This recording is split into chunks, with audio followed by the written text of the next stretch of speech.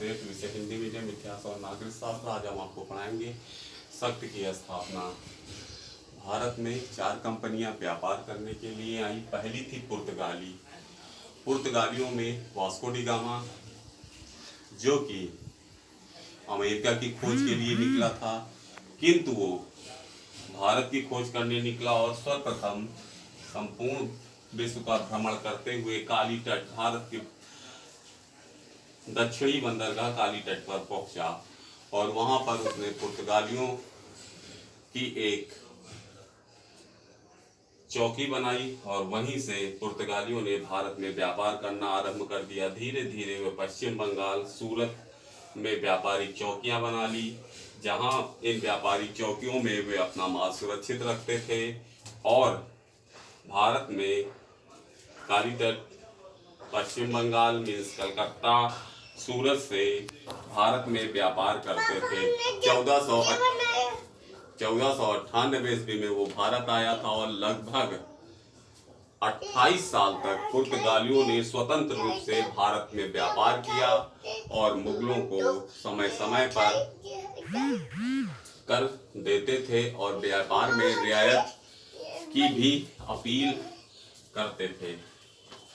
Second Dutch आए, ये भी दक्षिणी बंदरगाह से आए थे। इन्होंने भी सूरत बंदरगाह का उपयोग करते हुए सूरत में अपनी चौकी स्थापित की और सूरत में चौकी स्थापित करके भारत के दक्षिणी पूर्वी हिस्सों में व्यापार करते थे, जिनमें मुंबई बंदरगाह था, सूरत बंदरगाह प्रमुख था। डचों का व्यापारिक करने का जो स्थल थे वे बहुत सीमित थे। उनके शासक भारत में व्यापार में रुचि नहीं लेते थे, इसलिए यहाँ पर डचों का फैलाव कम रहा। तीसरे थे फ्रांसीसी।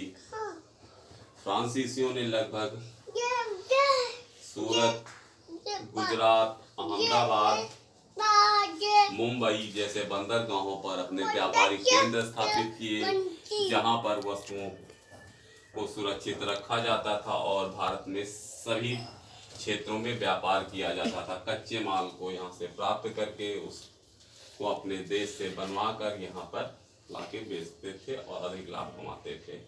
2 व्यापारिक कंपनियां, ब्रिटिश और फ्रांस ईस्ट इंडिया कंपनी और ब्रिटिश ईस्ट इंडिया कंपनी के बीच वर्चस्व को लेकर हमेशा भारतवर्ष में लड़ाइयाँ होती रहती थी। एक कंपनी दूसरी कंपनी को नीचा दिखाने का प्रयास करती थी, जिससे कि युद्ध की स्थिति भी पैदा हो जाती थी।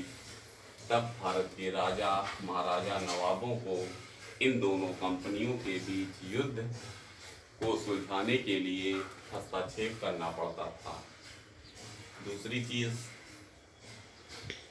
अंग्रेज भारतीय नवाबों ने इन लोगों के लिए व्यापारिक केंद्र सुरक्षित कर दिए और जहां पर ब्रिटिश ईस्ट इंडिया कंपनी व्यापार करेगी वहां फ्रेंच ईस्ट इंडिया कंपनी व्यापार नहीं कर सकती है और जहां फ्रेंच ईस्ट इंडिया कंपनी व्यापार कर सकती है वहां ईस्ट इंडिया कंपनी व्यापार नहीं कर सकती है।